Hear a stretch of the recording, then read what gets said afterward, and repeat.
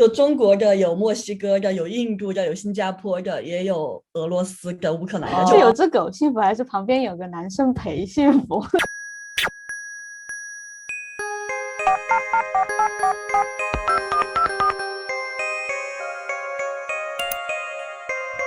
？Hello Becky，好久不见，见。怎么样啊？现在我们这边是10点钟，你那边几点了呀？我现在星期五晚上快8点了。哎，你什么时候下了班？8点钟还可以跟我一起玩。晚上8点了，我星期五4、5点差不多就该休息了。反暴正在家。击，暴击。OK OK，今天我们很荣幸的邀请到 Becky 来参加我们这个新节目的第一个 episode。然后，哇哦，好荣幸！你真的很 American Lady 的感觉了。Thank you。来，给我们自我介绍一下吧。大家好，和博主是高中同学。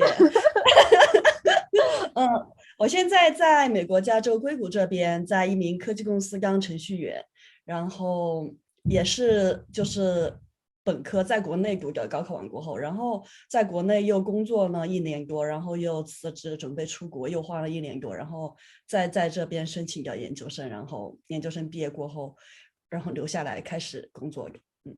好棒，好棒，好棒，好棒，好棒！然后现在就已经当程序员5年了吧？哎，这个是这是上学，要排除上学1年，对吧？对对对，其实工作才3年多。哦，5年前去的美国，那跟我们讲讲，你是为什么从中国到了美国呢？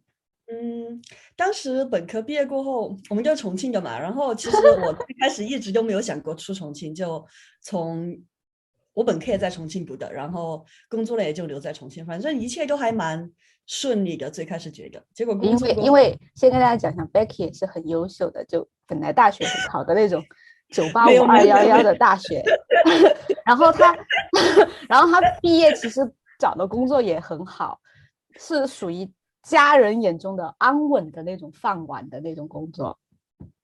对，就最开始在毕业的时候就会觉得我在重庆留着，我也没有远大的志向，就是想下了班打打麻将、吃吃火锅，就挺开心的。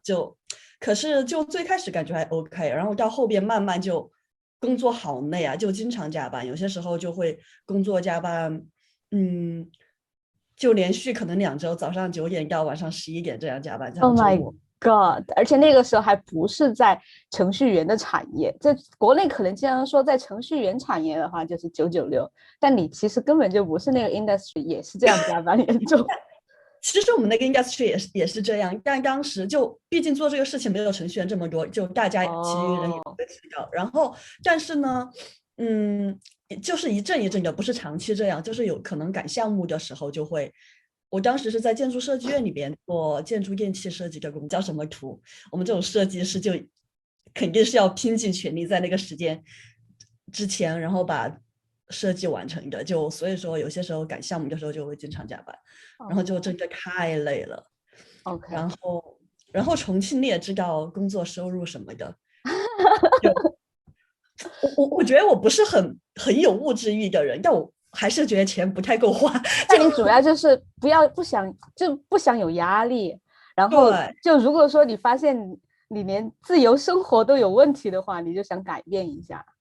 对，我最开始就会觉得，钱赚的，我最开始就觉得生活轻松点就行，也不会说目标是为了赚多少钱，我就想过下好安稳开心的小日子。但我会觉得那种压力又这么大，我就觉得不太值得。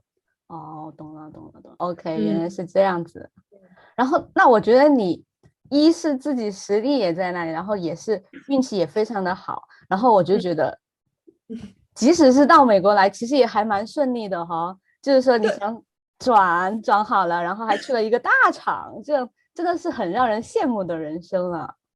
就我会觉得，就确实有运气因素，就像比如说今年毕业的，因为疫情什么的，就应届生就真的难找工作很多，和我们当年比起来，其实就是每一年找工作情况其实变化都不一样，是吗？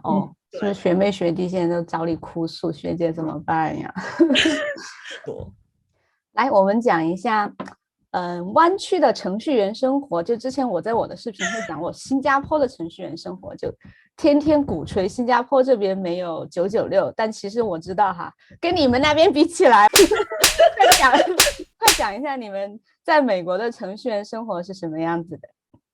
其实真的很看个人，就我们公司就怎么说呢？可以说是自主选择吧。就有些人特别努力，特别想很快的升职加薪，因为这边因为很多优秀的人嘛，peer pressure 特别严重，就他们可以选择就经常加班工作，就很快要把项目然后他们再自己去找各种事情来做，就是项目这里可以改进一下，我们还可以做一下那个项目发现一下，然后其实还是就挺多人也会选择加班的。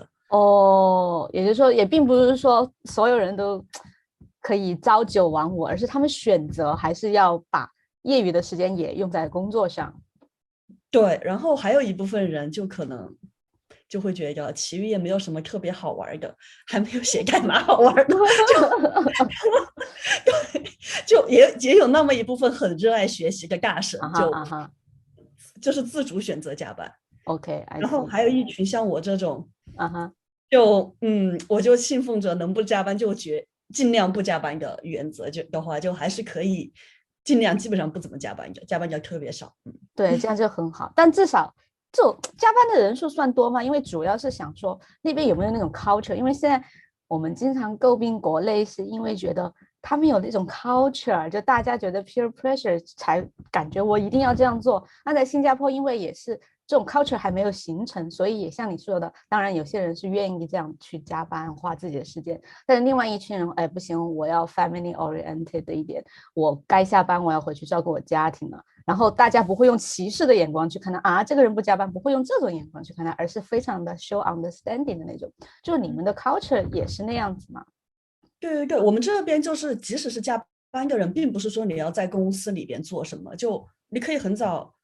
就以前我组里有一个姐姐吧，就比如她生了孩子过后，她就经常就来得很早，可能7、8点就来，因为我们都10点开始上班，然后但是她就4点左右，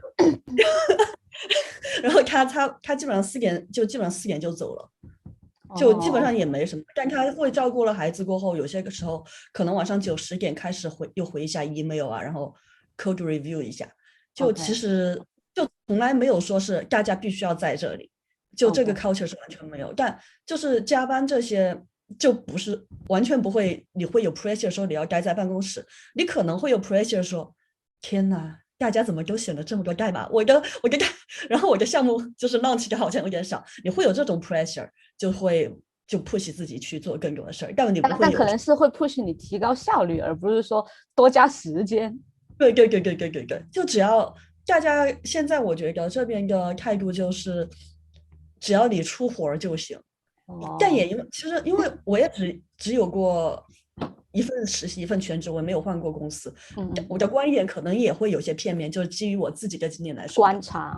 OK， 因为每个公司要求也蛮不一样的，但总的来说你看到的是那种 OK。 对，还有和同学朋友们聊的，我觉得挺好的。那女生在那边，首先是男女的比例怎么样啊？其实总的来说，女的很少，就很少。其实也不是因为说是歧视不招女性，就从事的行业的女生确实少。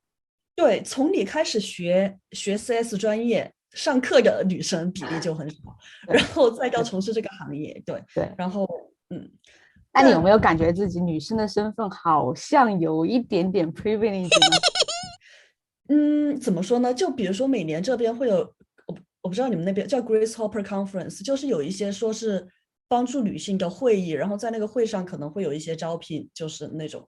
但其实总的来说，我觉得对于女性来说，其实不喜欢，其实大家很反感说，就有些男生会说他找到工作是因为他是女生。是女生 OK。 对，大家其实很反感，就这样。其实并没有这种 gender preference， 就事实上招聘人的 criteria 是一样的。OK。 对，因为我也有很多朋友，还有我的室友，这些就在当面试官嘛，我面试培训还没有完，我还没有当过面试，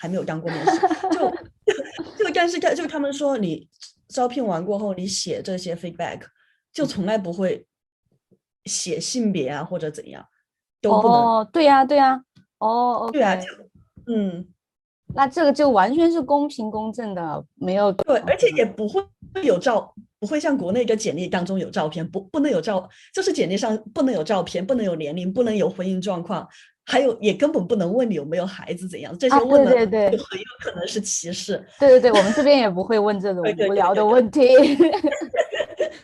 对，那这样挺好的，怪不得你那么开心。对，在美国生活了5年，要不要比较一下跟中国的生活？因为之前美国其实我没去过，然后我去欧洲这种比较 exotic 的地方，我最大的问题就是我真的是吃不惯西餐的，就我不知道你是不是这样子的。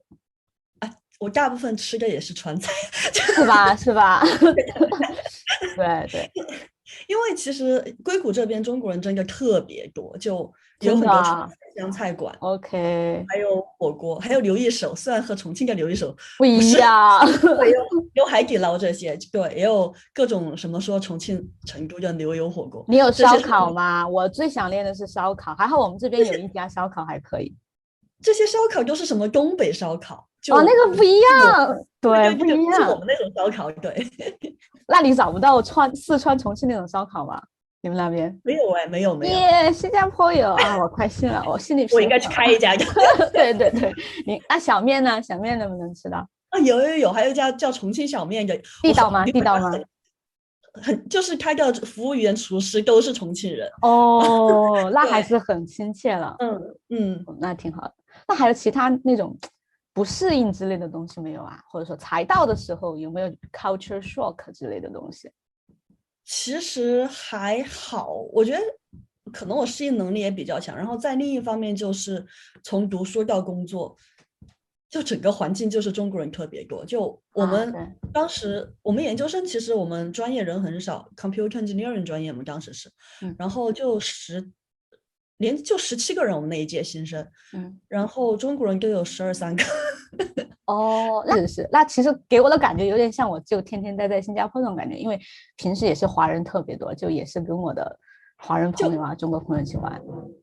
不仅仅是读书，就连工作我也是。其实就怎么说呢？就像我现在的组里，前段时间不是大选什么嘛，然后大家就是各个国家的人，然后说一下大家怎么投票什么，就说大家问一下组里谁有投票权，一个人都没有。因为全不是美国的 citizen 是吗？对，都不是有中国的，有墨西哥的，有印度的，有新加坡的，也有俄罗斯的、乌克兰的，就没有任何一个就是美国公民。OK， 想不想重庆？肯定想啊！上一次回国还记得很清楚，是2019年9月份的时候，真的这样就说多久没有回过国了？毕竟家人在那边，还有很多朋友什么的嘛。对啊，那你平时跟妈妈这样子是怎么联系的？就是微信联系一下。视频。但他会想你吗？他有时候就热泪盈眶，哎呀，我想你了，女儿，会这样子吗？我妈会哎，你知道吗？我妈会说。你想不想我呀？想。我觉得搜发你过都感觉还是很满意的，就为自己怎么讲呢？为自己做这个决定也特别的满意。那你接下来有什么打算，或者说觉得自己理想的生活还差几步呢？